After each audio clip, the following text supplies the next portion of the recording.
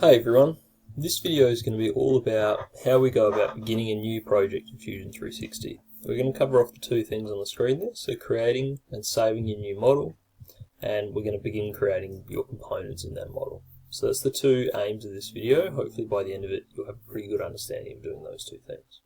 So first and foremost, I'm going to go into Fusion 360. Now you can see in mine here that I'm in an untitled new model. If you haven't created one yet, it's easy enough just to hit the little plus button for a new design, or you can also come over here to File and click New Design. Either would work fine. Once you've got that new model, starting here, our very first thing we should be doing is saving that to our project. So we're going to hit the Save button, and we're going to hit this little drop down so we can see all the information that we need. Right, you can see in mine that I'm currently in my School Subject Designs folder, and I'm in a Year 9 Material Solutions and Boxes folder. That's sort of irrelevant. But if I go on the left here, I've got all my projects. So you should have a project named after your subject. So for me, School Subject Designs makes a lot of sense. And then I have all my different folders for those subjects. So whichever one I'm going to use, I would create a new document in. Now, once I'm in Save and I've selected the project, if you don't have a project, by the way, you can click New Project to create one. Finally, I'm going to go and name that new project. So, name the file that I'm creating. So let's say I was making my table design, say. I might say something like new table design, and I might put my name on there as well. Or maybe just table design. That might be what I want to name my file as. So once I've done that, alright, I've got that information, I've selected the project that I want to put it in, I can just click Save. Right, now I've got that file saved, and it is going to be able to be saved easily in the future, and it now has a clear name that I can find. You might add things like the semester or other things like that into that.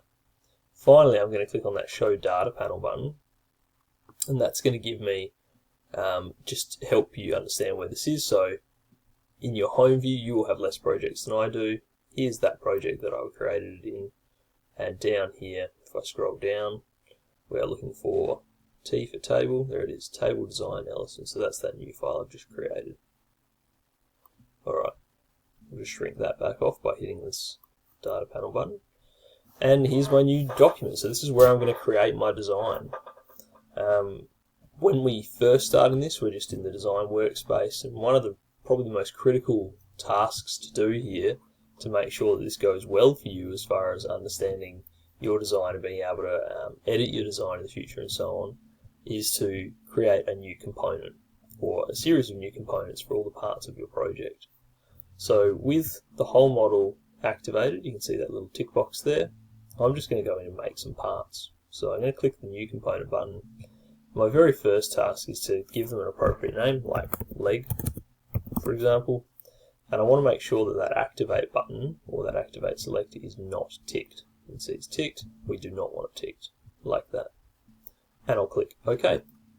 And that gives me my very first component in my list over here, right, in the browser list. I can go ahead and I can create all the components that I can think of for my model. So if I already have an idea of what the components are and what they should be called, I can go ahead and create them. So here's another one called rail. Again, not going to activate it. I'm going to press OK. Now I'll just show you what happens if we do activate it and what sort of a problem this could cause. So let's activate this next one, and we're going to call it, let's call it long rail. And I'm going to click OK. Now what happens when you do tick activate is it activates that component. Now this would be a problem if I then created another component. Let's call this one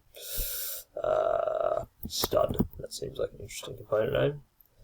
Again, if I leave it activated, what's going to happen? Oh, sorry, even if I don't, let's just untick it.